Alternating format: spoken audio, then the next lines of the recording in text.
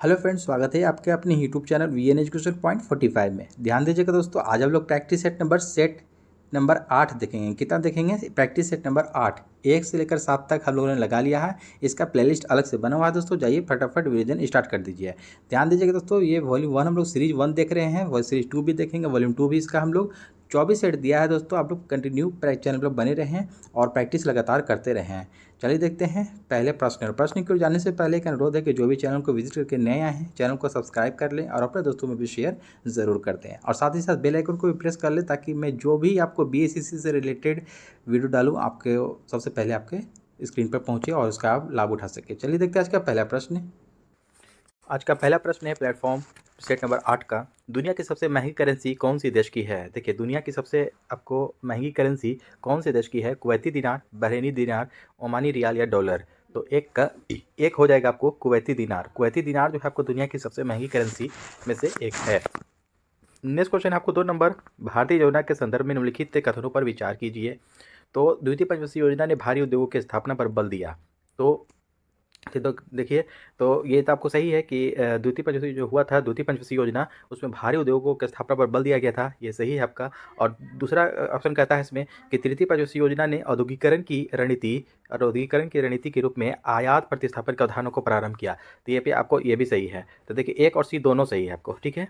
तो 2 का आपको सी हो जाएगा। 3 नंबर क्वेश्चन है, पंचायती राज से संबंधित निम्नलिखित कथनों में से कौन सा सही नहीं है? पंचायती राज में से आपको पूछा जा रहा है कि पंचायती राज से संबंधित है, निम्नलिखित कथनों में से कौन सा कथन सही नहीं है? तो 3 का पढ़ते हैं। पंचायत व्यवस्था भारतीय ग्रामीण जीवन के का युगों से एक अभिन्न अंग रहा है। ये आपका सही है, ठीक है। 73वां संशोधन 15 अगस्त 1993 को हुआ। ये आपको गलत है, यही आपका गलत है और यही आपका सही भी हो जाएगा। 3 का बी। या एक त्रिस्तरीय जैविकीय रूप में जुड़ी संरचना है, ये सही है आपका। और भारतीय संविधान का अनुच्छेद 243 का जी उसके महत्व को बढ़ाता है, ये भी सही है। तो आपका बी द राइट आंसर, ठीक है। नेक्स्ट क्वेश्चन है 4 नंबर। तिलहन की फसल के संबंध में दिए गए कथनों पर विचार कीजिए। जो तिलहन जो होता है, उस फसल से संबंधित आपको दिए कथनों पर विचार करना है। तो 4 का देखिए पढ़ते हैं हम लोग दोस्तों। भारत विश्व में सबसे बड़ा तिलहन उत्पादक देश है आपको, तो विचार कीजिए। तो देखिए, ये आपका गलत हो जाएगा। इनका उपयोग खाद्य पदार्थ के रूप में तथा प्रसाधन उद्योग में कच्चे माल के रूप में किया जाता है। तो 2 आपका सही है।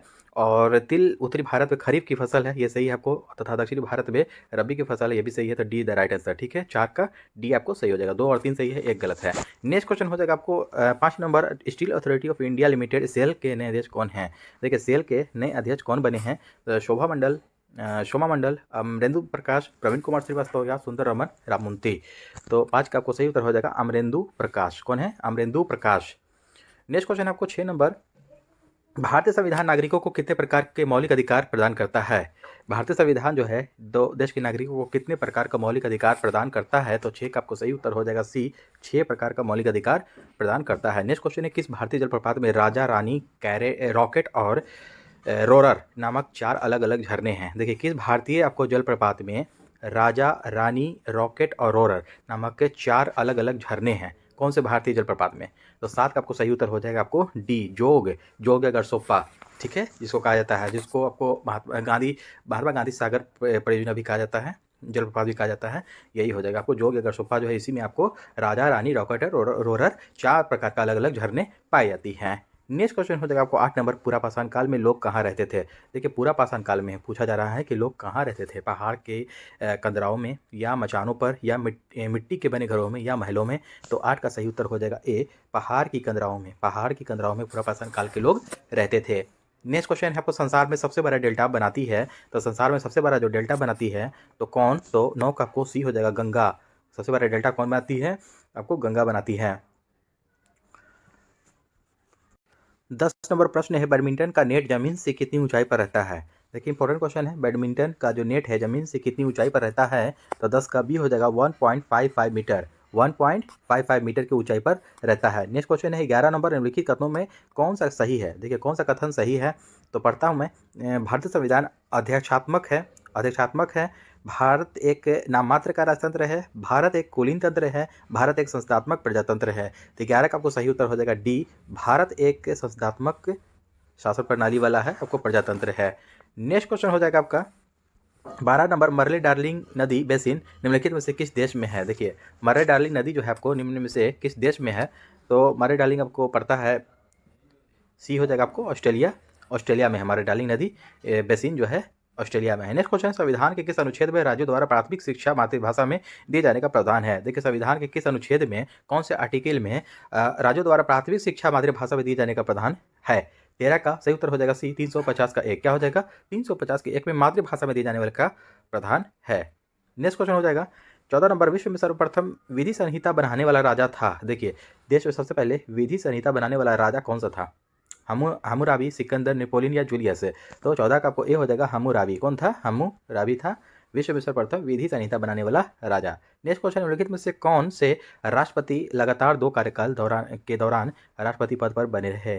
15 का सही उत्तर हो जाएगा सी, डॉक्टर राजेंद्र प्रसाद। ठीक है। नेक्स्ट क्वेश्चन है आपको 16 नंबर, गुलाबों की लड़ाई हुई थी। देखिए गुलाबों की जो लड़ाई हुई थी कौन से देश में हुई थी, तो 16 का आपको सी हो जाएगा, इंग्लैंड में हुई थी गुलाबों की लड़ाई। 16 का सी हो जाएगा, इंग्लैंड में हुई थी। नेक्स्ट क्वेश्चन है बुकर सम्मान से सम्मानित प्रथम भारतीय महिला कौन है। मैन बुकर अवार्ड जो होता है, सम्मान जो होता है, उसे सम्मानित प्रथम भारतीय महिला कौन थी, तो 17 का सही उत्तर हो जाएगा, ये हो जाएगा अरुंधति राय। कौन हो जाएगा, कौन हो जाएगी, अरुंधति राय मैन बुकर अवार्ड से सम्मानित प्रथम भारतीय महिला थी। नेक्स्ट क्वेश्चन है 18 नंबर, विश्व स्वास्थ्य संगठन WHO का मुख्यालय कहाँ है। देखिए विश्व स्वास्थ्य संगठन WHO का मुख्यालय पूछा जा रहा है, ये कहाँ है स्थित है, तो इसका डी हो जाएगा जेनेवा में। और जेनेवा कहाँ पड़ता है आपको, स्विट्जरलैंड में, याद रखेंगे Switzerland, Switzerland.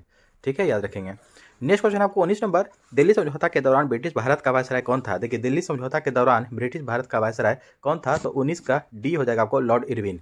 Lord Irwin Delhi समझौता के दौरान ब्रिटिश भारत का वायसराय था। नेक्स्ट क्वेश्चन है रूस का मैनचेस्टर किसे कहा गया है। रूस का मैनचेस्टर किसे कहा गया है, तो 20 का आपको सही उत्तर हो जाएगा डी, इवानोवो। ठीक है, रूस का मैनचेस्टर किसे कहा गया है, तो इवानोवो को कहा गया है। 21 नंबर प्रश्न है, मानचित्र में नीले रंग का प्रयोग किसके प्रदर्शन में होता है। नीले रंग का जो प्रयोग होता है किसके लिए होता है, तो 21 का आपको सी हो जाएगा, डी, सी हो जाएगा, नदी। नदी के लिए नीले रंग का प्रयोग किया जाता है। 22 नंबर प्रश्न है, निम्नलिखित अभिलेखों में से किसमें कालिदास का नाम मिलता है। निम्नलिखित में से कौन से अभिलेख हैं जिसमें आपको कालिदास का नाम प्रचलित है, मिलता है, तो 22 का डी हो जाएगा आपको, एहोल अभिलेख। एहोल अभिलेख किससे संबंधित है, पुलकेशिन द्वितीय से, याद रखेंगे पुलकेशिन द्वितीय। पुलकेशिन द्वितीय से संबंधित है आपको एहोल अभिलेख, और एहोल अभिलेख में ही आपको कालिदास का नाम वर्णित है, यानी कि मिलता है। नेक्स्ट क्वेश्चन हो जाएगा आपको 23 नंबर, वाकर कप का संबंध किस खेल से है। देखिए वाकर कप जो है आपको का संबंध किस खेल से है, तो 23 का ए हो जाएगा आपको, गोल्फ खेल से संबंधित है। नेक्स्ट क्वेश्चन है, मैं एक समाजवादी और गणतंत्रवादी हूँ और मुझे राजाओं और राजकुमारों में विश्वास नहीं है, यह वक्तव्य किससे संबंधित है। तो 24 का डी हो जाएगा आपको, जवाहरलाल नेहरू का है। किसका है ये का वक्तव्य, जवाहरलाल नेहरू का है। इन्होंने कहा कि मैं एक समाजवादी और गणतंत्रवादी हूँ और मुझे राजाओं और राजकुमारों में विश्वास नहीं है, यह वक्तव्य जवाहरलाल नेहरू का है। नेक्स्ट क्वेश्चन हो जाएगा आपको 25 नंबर, भारत में बेरोजगारी का प्रमुख कारण क्या है। देखिए भारत में जो बेरोजगारी का जो प्रमुख कारण है ये क्या है, प्रति व्यक्ति निम्न आय, जनसंख्या में तीव्र वृद्धि, कृषि पर कम जनभार, इनमें से कोई नहीं, तो 25 का आपको सही उत्तर हो जाएगा बी, जनसंख्या में तीव्र वृद्धि के कारण ही आपको बेरोजगारी ये प्रमुख कारण है भारत में। नेक्स्ट क्वेश्चन है, सांकेतिक मुद्रा व्यवस्था टोकन करेंसी किसने लागू किया। सांकेतिक मुद्रा व्यवस्था जो है कि किसने लागू किया, तो 26 का आपको डी हो जाएगा, मोहम्मद बिन तुगलक। सांकेतिक मुद्रा का प्रचलन किसने किया था, MBT मोहम्मद बिन तुगलक ने किया था। नेक्स्ट क्वेश्चन है 27 नंबर, बाजार नियंत्रण नीति पहली बार किसने अपनाई। बाजार नियंत्रण नीति जो है कि सबसे पहले किसने अपनाया, तो 27 का सही उत्तर हो जाएगा सी, अलाउद्दीन खिलजी ने अपनाया सबसे पहले। तो दोस्तों बाजार नियंत्रण प्रणाली जो है आपको, ये नीति जो है सबसे पहले अलाउद्दीन खिलजी ने अपनाई थी। वहीं पर दोस्तों ये भी याद रखेंगे कि फिरोज तुगलक के बारे में भी, कि सबसे ज़्यादा नहर का जो निर्माण करवाया था तो फिरोज शाह तुगलक ने करवाया था। और पहली बार नहर का अगर पूछ देगा तो गयासुद्दीन तुगलक हो जाएगा। क्या हो जाएगा, गयासुद्दीन तुगलक नाम याद रखेंगे। नेक्स्ट क्वेश्चन आपको 28 नंबर, निम्नलिखित में से कौन सा क्षेत्र टोडा जनजाति का मूल निवास स्थान है। देखिए ये टोडा जनजाति जो होता है आपको, इसका मूल निवास स्थान कहाँ पर होता है, खासी पहाड़ी, कुमाऊं पहाड़ियाँ, गढ़वाल पहाड़ियाँ या नीलगिरी की पहाड़ियाँ। तो 28 का आपको देखिए डी हो जाएगा, नीलगिरी की जो पहाड़ियाँ होती है ना तमिलनाडु में जो है, तो आपको तमिलनाडु में है, तो ये आपको नीलगिरी की पहाड़ी में ही आपको टोडा जनजाति पाई जाती है। नेक्स्ट क्वेश्चन हो जाएगा 29 नंबर, हिंदी साहित्य का स्वर्ण युग किसके शासनकाल में हुआ। देखिए हिंदी साहित्य का स्वर्ण युग पूछा जा रहा है, इंपॉर्टेंट क्वेश्चन है ये कि हिंदी साहित्य का स्वर्ण युग किसके शासनकाल में हुआ। तो 29 का आपको देखिए ए हो जाएगा, अकबर हो जाएगा आपको। और ये भी पूछ देता है एक स्थापत्य साहित्य का स्वर्ण युग, स्थापत्य साहित्य का स्वर्ण युग, तो आपको ये हो जाता है हुमायूं। ठीक है, ध्यान रखेंगे।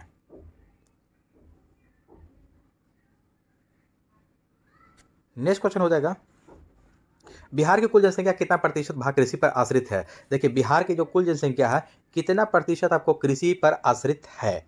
इंपॉर्टेंट क्वेश्चन है, बिहार से है तो इंपॉर्टेंट लगा लीजिएगा। आपको 30 का देखिए बी हो जाएगा दोस्तों, 77%, 77% आपको कृषि पर आश्रित है बिहार की कुल जनसंख्या। नेक्स्ट क्वेश्चन आपको 31 नंबर, निम्नलिखित में से किस एक्ट के द्वारा भारत के वायसराय को अध्यादेश जारी करने की शक्ति प्रदान की गई है।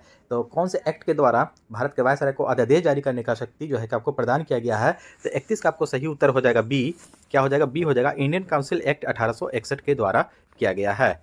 नेक्स्ट क्वेश्चन है आपको 32 नंबर, ये अंग्रेज ईस्ट इंडिया कंपनी को भारत में व्यापार करने का चार्टर किसने प्रदान किया। देखिए अंग्रेज ईस्ट इंडिया कंपनी को भारत में व्यापार करने का जो चार्टर प्रदान किया था आपको, तो 32 का बी हो जाएगा। देखिए महारानी एलिजाबेथ प्रथम ने जो चार्टर आपको प्रदान किया था, किसने, महारानी एलिजाबेथ प्रथम। नेक्स्ट क्वेश्चन है 33 नंबर, म्यांमार कब आज़ाद हुआ। इंपॉर्टेंट क्वेश्चन है ये, म्यांमार कब आज़ाद हुआ। तो 33 का बी हो जाएगा, 4 जनवरी 1948 को म्यांमार आज़ाद हुआ। 34 नंबर प्रश्न है दोस्तों, भारतवर्ष में लॉर्ड कॉर्नवालिस ने कौन सी प्रथा प्रारंभ की। देखिए भारतवर्ष में लॉर्ड कॉर्नवालिस ने कौन सी प्रथा जो है कि प्रारंभ किया, सहायक संधि व्यवस्था, अस्थायी बंदोबस्त, सूबेदारी व्यवस्था या राजस्व व्यवस्था। तो 34 का बी हो जाएगा आपको, अस्थायी बंदोबस्त। अस्थायी बंदोबस्त जो है कि भारत में लॉर्ड कॉर्नवालिस ने ये प्रथा प्रारंभ किया, शुरू किया। नेक्स्ट क्वेश्चन है 35 नंबर, बंगाल का प्रथम गवर्नर जनरल कौन था। बंगाल का प्रथम गवर्नर जनरल कौन था। तो 35 का आपको ए हो जाएगा, वारेन हेस्टिंग्स। कौन था, वारेन हेस्टिंग्स। नेक्स्ट क्वेश्चन है आपको 36 नंबर, सती प्रथा किसके अंतर्गत समाप्त की गई। इंपॉर्टेंट क्वेश्चन है, काफ़ी बहुत ही महत्वपूर्ण है कि सती प्रथा किसके अंतर्गत समाप्त की गई। तो 36 का ए हो जाएगा, बंगाल अधिनियम 17। ठीक है, बंगाल अधिनियम 17 के तहत समाप्त किया गया सती प्रथा को। नेक्स्ट क्वेश्चन है 37 नंबर, मई 2023 में इसरो के द्वारा कौन सा नाभिक के उपग्रह को सफलतापूर्वक लॉन्च कर जियो सिंक्रोनस ट्रांसफर ऑर्बिट में स्थापित किया गया था। तो जो 2023 में आपको कौन सा नाभिक था, नाभिक उपग्रह को सफलतापूर्वक लॉन्च करके आपको जियो सिंक्रोनस ट्रांसफर ऑर्बिट में स्थापित किया गया था। तो 37 का आपको बी हो जाएगा, NVS-01, NVS-01 को। नेक्स्ट क्वेश्चन है 38 नंबर, निम्नलिखित में से कौन संविधानेतर संस्था है। देखिए निम्नलिखित में से कौन इसमें से संविधानेतर संस्था है। तो 38 का सी हो जाएगा, नीति आयोग। यानी ठीक है, नीति आयोग। नीति का वहीं फुल फॉर्म पूछ देगा दोस्तों, national institution for transforming India होता है इसका फुल फॉर्म, याद रखेंगे। नेक्स्ट क्वेश्चन है 39 नंबर, बिपिन चंद्र पॉल अपने राजनीतिक जीवन को प्रारंभ में निम्नलिखित में से क्या थे। तो बिपिन चंद्र पाल जो है आपको अपने राजनीतिक जीवन के प्रारंभ में क्या थे, यानी कि राजनीतिक जीवन से पहले प्रारंभ में बिपिन चंद्र पाल क्या थे, उदारवादी, उग्रवादी, क्रांतिकारी या शासकीय सेवक। तो 39 का आपको सही उत्तर हो जाएगा ए, उदारवादी थे। क्या थे, उदारवादी। नेक्स्ट क्वेश्चन आपको 40 नंबर, सितंबर 2023 में किस भारतीय को 65वां रमन मैग्सेसे पुरस्कार 2023 से सम्मानित किया गया। देखिए 2023 में किस भारतीय को 65वां रमन मैग्सेसे पुरस्कार आपको 2023 से सम्मानित किया गया है। इंपॉर्टेंट ये क्वेश्चन। तो 40 का आपको देखिए सी हो जाएगा, आर रवि कन्नन को 65वां रमन मैग्सेसे अवार्ड से सम्मानित किया गया। नेक्स्ट क्वेश्चन है 41 नंबर, 95 अकादमी पुरस्कारों में किस भारतीय फिल्म ने सर्वश्रेष्ठ वृत्तचित्र लघु फिल्म श्रेणी में ऑस्कर पुरस्कार 2023 जीता। तो ये आपको किसने जीता है। 41 का सही उत्तर हो जाएगा C, the elephant whisperers. The elephant whisperers, ये आपको 95वां आपको पुरस्कार जो है को भारतीय फिल्म ने सर्वश्रेष्ठ वृत्तचित्र लघु फिल्म श्रेणी में ऑस्कर पुरस्कार 2023 जीता है। अगला प्रश्न है, इंडियन एसोसिएशन की स्थापना किसने की। तो 42 का डी हो जाएगा, सुरेंद्र नाथ बनर्जी ने इंडियन एसोसिएशन की स्थापना की। नेक्स्ट क्वेश्चन हो जाएगा आपको 43 नंबर, निम्नलिखित देशों की मुद्राओं के संदर्भ में गलत विकल्प को चुनें। देखिए गलत विकल्प को चुनना है इसमें से, कि मुद्राओं के संदर्भ में गलत विकल्प को चुनना है। तो 43 का देखिए क्या है, देखिए मॉरिशस रुपया, ये आपको सही है, मॉरिशस में रुपया चलता है। बी आपको ताइवान डॉलर, ये भी आपको सही है। ग्रेट ब्रिटेन यूरो, ये आपका गलत हो जाएगा। इटली में यूरो चलता है, ये आपको सही है। ग्रेट ब्रिटेन में क्या आपको चलता है, स्टर्लिंग पाउंड चलता है, स्टर्लिंग पाउंड चलता है। ठीक है, तो देखिए ये गलत हो गया आपको, तो सीधा राइट आंसर। नेक्स्ट क्वेश्चन आपका 44 नंबर, जून 2023 को भुवनेश्वर के कलिंगा स्टेडियम में भारतीय फुटबॉल टीम ने किस देश को हराकर इंटरकॉन्टिनेंटल फुटबॉल कप टूर्नामेंट जीता है? तो 44 का सही उत्तर हो जाएगा ए, लेबनान। किसने जीता है? लेबनान ने जीता। अगला प्रश्न है आपको 45 नंबर, एतमादुद्दौला का मकबरा किससे संबंधित है? देखिए, एतमादुद्दौला का मकबरा काफ़ी इंपॉर्टेंट प्रश्न है, ये किससे संबंधित है? तो 45 का आपको सही उत्तर हो जाएगा डी, जहांगीर से संबंधित है। 45 का सही उत्तर हो जाएगा डी, एतमादुद्दौला का मकबरा जहांगीर से संबंधित है। नेक्स्ट क्वेश्चन है, to a hunger free world, to a hunger free world पुस्तक के लेखक कौन है? तो 46 का बी हो जाएगा M S Swaminathan. To a hunger free world के लेखक हैं, पुस्तक के लेखक हैं M S Swaminathan. Next question है आपका 47 नंबर, भारत के महान ज्योतिषाचार्य आर्यभट्ट का बिहार के किस नगर से गहरा संबंध है?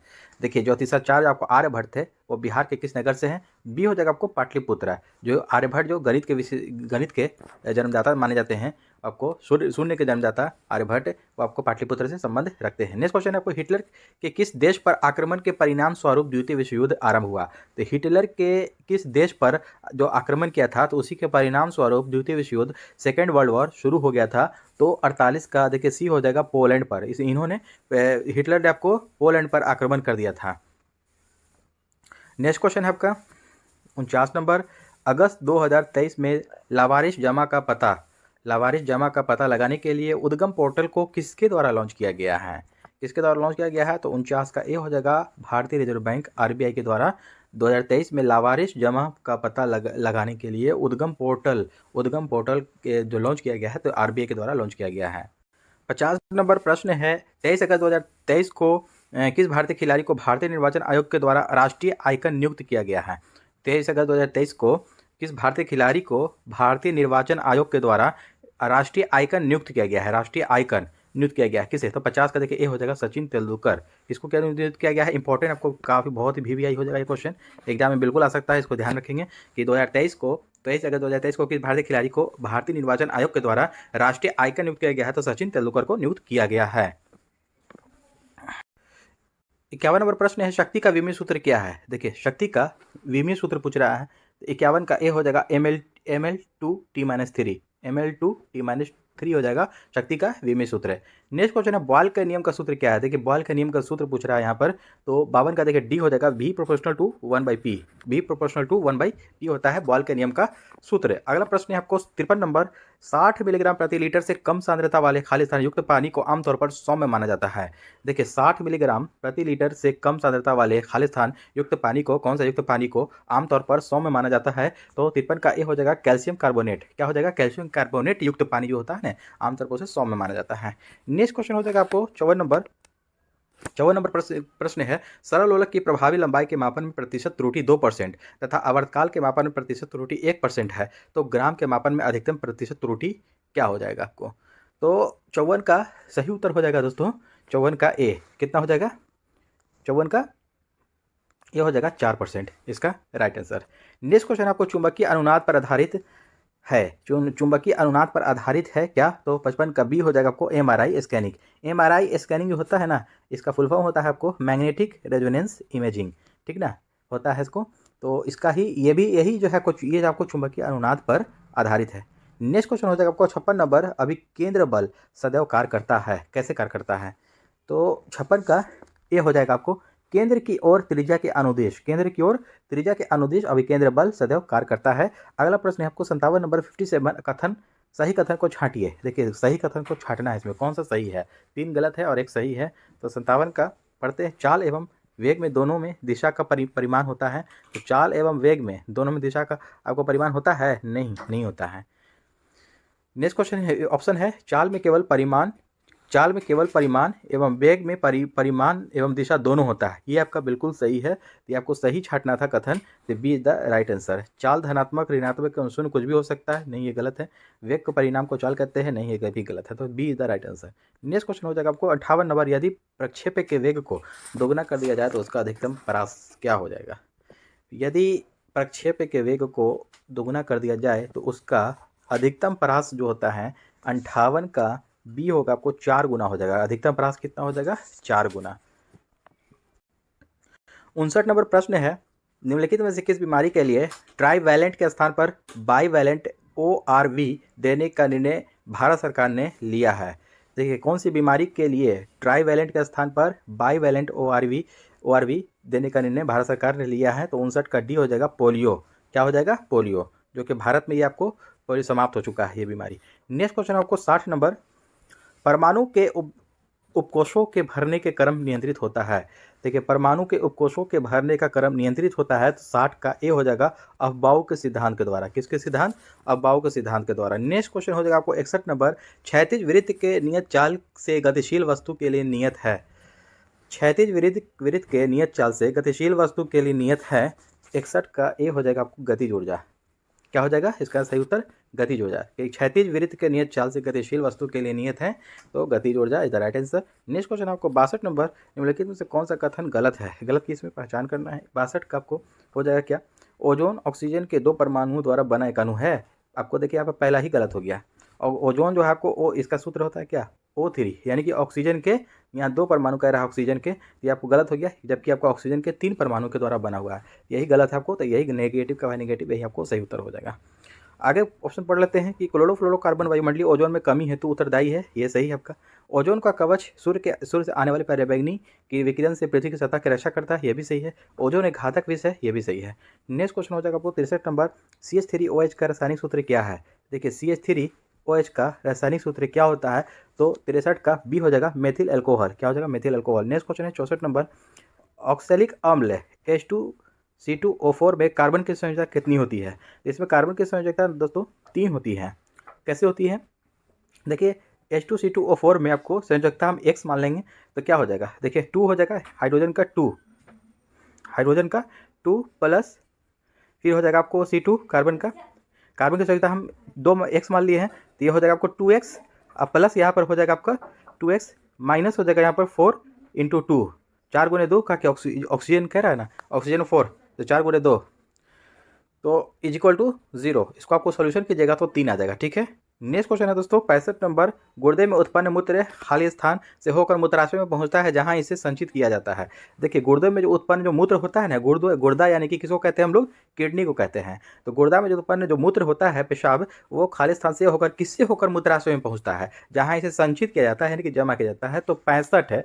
तो 65 का आपको सही उत्तर हो जाएगा दोस्तों मूत्रवाहिनी। क्या हो जाएगा? ए हो जाएगा मूत्रवाहिनी में संचित किया जाता है। नेक्स्ट क्वेश्चन हो जाएगा, किस तत्व को रसायन विज्ञान में आवारा तत्व की संज्ञा दी गई है?